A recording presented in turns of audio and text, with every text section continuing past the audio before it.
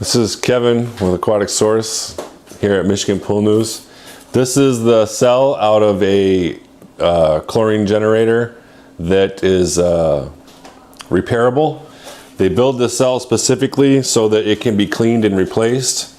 This unit you can lease for a few years. If you like the unit well enough, you can buy it for $1 when you're done. If not, you can release up and continue your contract with a brand new unit that comes straight out of the box, and we ship the old one back. They can be rebuilt because the bolts are all plastic, the fins have spacers. They have to be cleaned. Obviously, if you find a bad cell plate, you have to replace it, but everything's interchangeable on these cell stacks. And in order to clean them properly with the muriatic acid solution,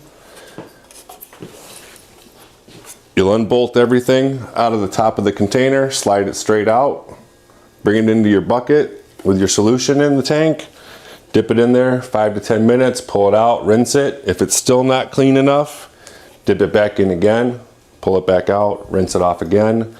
You can use small picks and things to get between the little slats on the cell unit, but it's pretty easy to clean. And this is Kevin with Michigan Pool News.